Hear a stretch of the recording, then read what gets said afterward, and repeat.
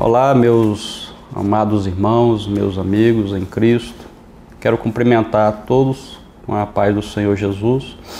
Começa mais um programa Escola Bíblica, transmitido aqui pela TV ADNP. E estamos já iniciando mais um trimestre, mais um ano novo. E estamos aqui também de posse da nossa revista, da qual estudaremos ao longo deste primeiro trimestre, ou seja, de janeiro até final de março.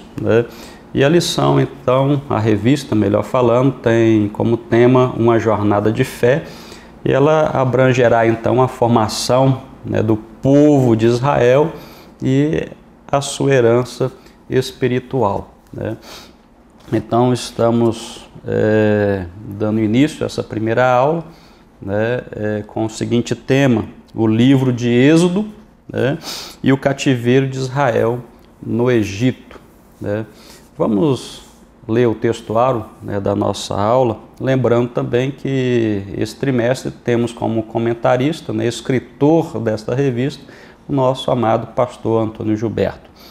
O textuário diz: Gênesis, registrado em Gênesis, capítulo 50, versículo então 25, que está registrado da seguinte forma: E José fez jurar os filhos de Israel, dizendo: certamente vos visitará Deus e fareis transportar os meus ossos daqui.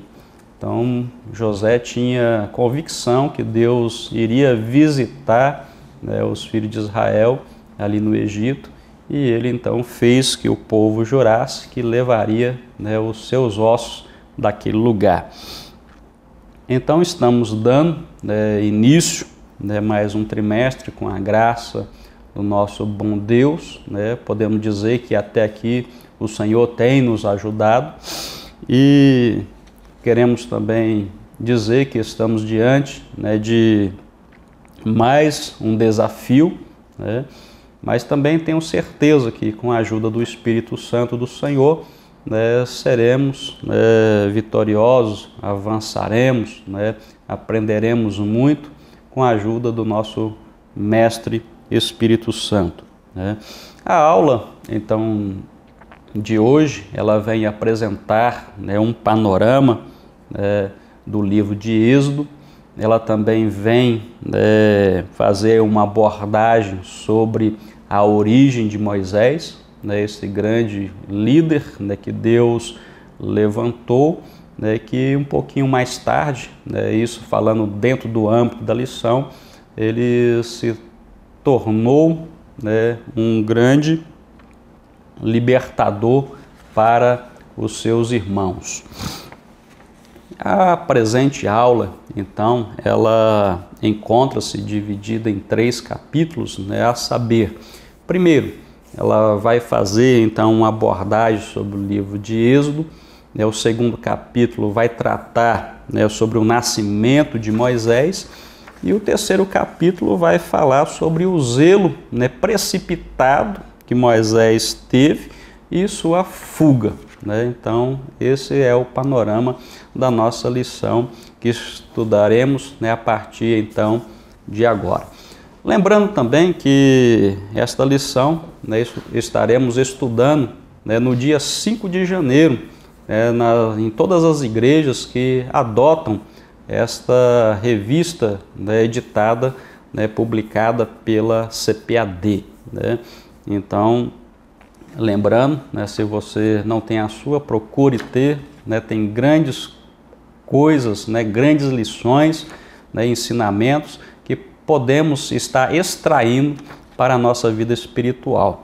Então vamos lá. O primeiro capítulo, falando sobre o livro de Êxodo, então temos aqui o primeiro subponto aqui, falando sobre o propósito. Qual foi o propósito, então, de Êxodo ter escrito? Qual foi o propósito podemos observar da sua mensagem, para trazer para nós, qual aprendizado que ele vai então estar nos transmitindo.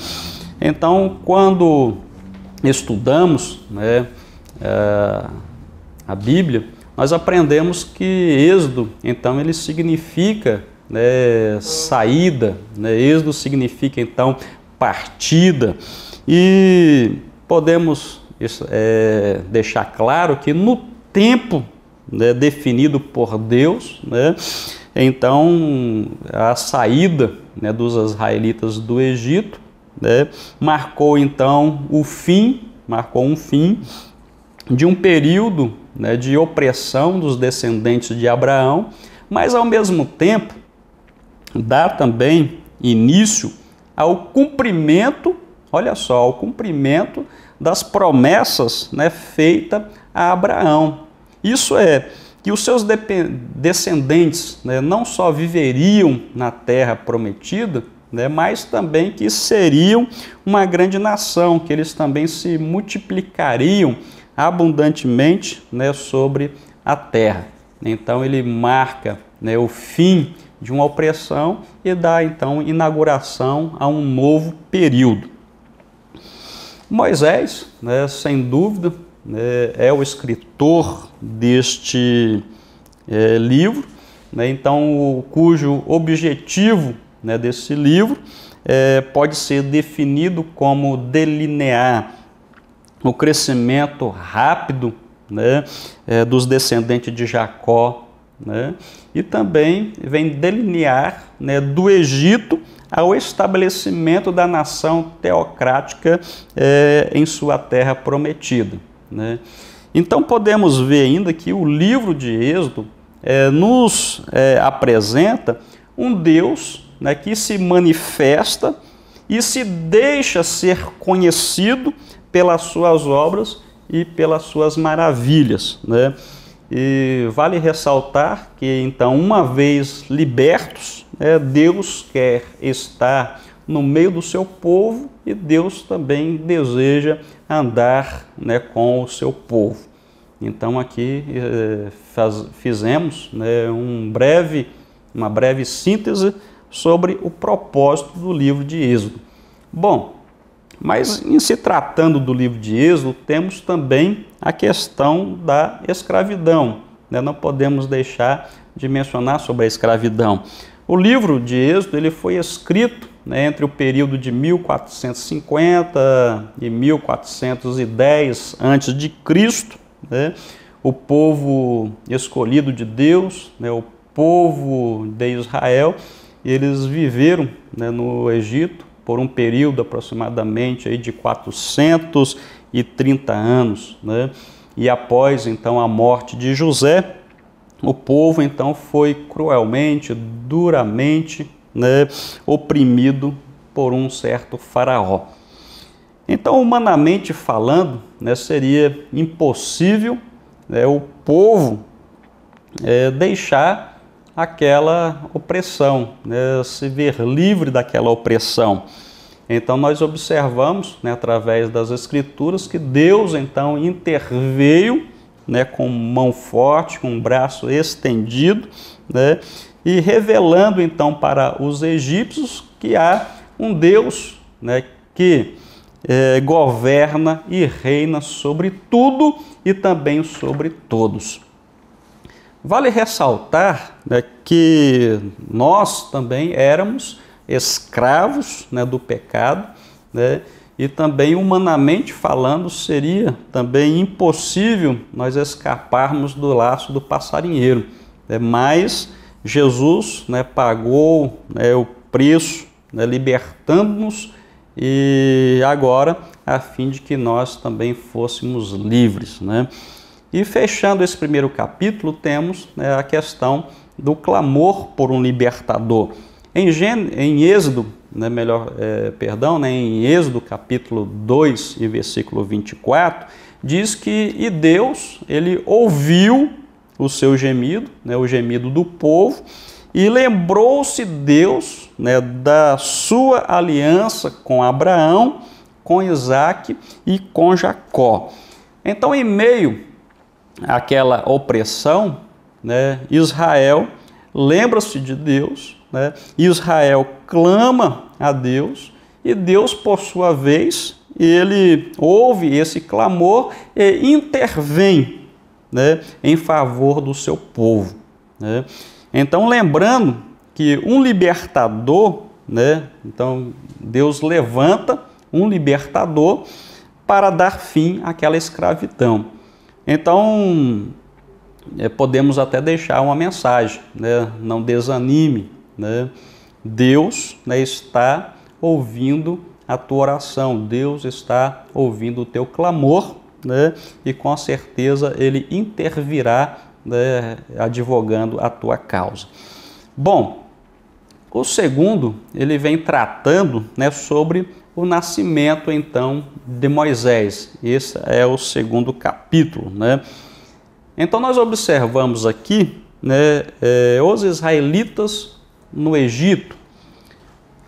Êxodo, capítulo de número 1 e versículo de número 7, ele diz que, e os filhos de Israel, eles frutificaram, aumentaram muito e se multiplicaram e foram fortalecidos grandemente, de maneira que a terra se encheu deles. Olha só. Então, os israelitas, eles viviam em uma zona de conforto, né? Tudo estava muito bom, né? Tudo estava indo muito bem, né? Então, o cenário que eles viviam favoreciam para um crescimento vertiginoso daquele povo, né? Da população israelita.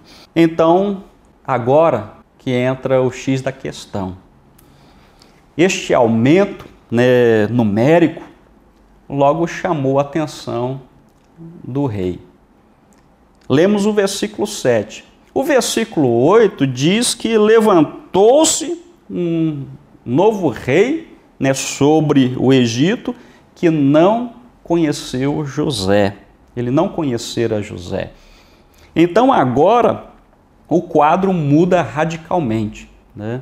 Se eles estavam vivendo bem, né, confortavelmente bem, agora a situação começa a mudar de figura, né? Então esse rei, né, assumiu o trono, né? A Bíblia não descreve quanto tempo ele reinou, até começar a fazer umas conjecturas consigo, né? Primeiro, ele olhava os israelitas e via como um grande povo, né? Um povo muito numeroso, porém estrangeiro, que estavam crescendo bastante e que viviam dentro daquela nação. Isso era uma conjectura e chamou a atenção então de Faraó. O segundo é que ele imaginava que em uma situação de guerra, os israelitas poderiam então fazer, né, uma aliança com os inimigos do Egito e somar agora força contra aquela nação. Também é uma outra possibilidade, uma outra conjectura, né? E a terceira, podemos ver que, no caso também de uma guerra, os israelitas sairiam do Egito e que traria então uma grande, né, frustração aos planos de extensão, de expansão e de reformas estruturais de construção civil nacional. Então foi bem dentro deste contexto, né, desse momento desfavorável, então que Moisés nasce, né? Então a lição agora vai trazer, né, tratar sobre um bebê que é salvo da morte. Êxodo 1 e 12 diz que, mas quanto mais, olha só, os afligiam, quanto mais os egípcios afligiam os israelitas, quanto mais oprimia, tanto mais se multiplicavam, né? Tanto mais cresciam, né? Está registrado em Êxodo 1 e 12. Então, diante dessa situação, Faraó, né, dá ordem então para as parteiras, né, das hebreias, né, uma por nome de Cifra e outra Poá. Então essas receberam ordens de Faraó para que matassem então os recém-nascidos, né, do sexo masculino. Contudo, essas mulheres eram tementes a Deus, né, e não obedeceram a ordem de Faraó. E nós observamos que elas então foram, né, posteriormente recompensadas por Deus por isso. Então, ao serem chamadas, né, por Faraó para dar então explicação, né, para dar então um relatório do que estava acontecendo, né, por que não estavam cumprindo a sua ordem, a sábia resposta delas foram que as hebreias, né, davam a luz com facilidade, né? Então, Faraó, vendo-se frustrado, então ele determina agora, né, que todos os filhos, né, que todo o povo, né, pudesse então estar fiscalizando isso. Ou seja, ao perceberem, né, a presença de um recém-nascido menino, que eles fossem então lançados no rio, né, para morrerem afogados, para serem devorados pelos crocodilos, né? Mas todas as filhas, né, as meninas, deveriam então ser guardadas. Isso encontra-se registrado no livro de Êxodo, capítulo 1, versículo 22. Né? Mas dentro desse capítulo, sobre o nascimento de Moisés, nós temos também o relato sobre a mãe de Moisés. Bom, a Bíblia diz que um casal, né, da tribo de Levi, né, teve um menino e foi criando aquela criança, e como não podendo mais escondê-lo, o que aconteceu? Colocou ele dentro de um cesto, né, feito ali de juncos, uma construção bem frágil, né, mas tentando proteger aquela criança, né? E aquele cesto então foi colocado dentro ali na borda do rio, né, entre as plantas, justamente, né, exatamente no local onde a filha de Faraó, né, foi banhar. E ela, vendo então aquele cesto, ela tomou, né, para si e viu que era uma criança, e logo Deus começou a trabalhar aí, né, e nós observamos, né, que a filha então de Faraó se compadece daquele menino e decide então criar, né? Então nós vemos que desta forma Deus preservou a vida de Moisés, usando a filha de Faraó, né, para tal livramento. Então o Senhor não apenas guardou, né, a vida daquele menino, mas fez com que sua mãe, né, fosse remunerada para criar, né, o seu próprio filho, né? E a lição também ela vem trazendo a questão da filha de Faraó, né? Então a filha de Faraó, ela entra na vida dos filhos de Israel, na história do povo hebreu, né? Então se nós olhamos que se por um lado o rei do Egito ordena, né, que todos os meninos hebreus fossem mortos, né? Por outro lado, Deus, então, graciosamente, né, usa a própria filha de Faraó para, então, preservar a vida de Moisés, né, que anos mais tarde, este Moisés seria, então, o libertador dos israelitas.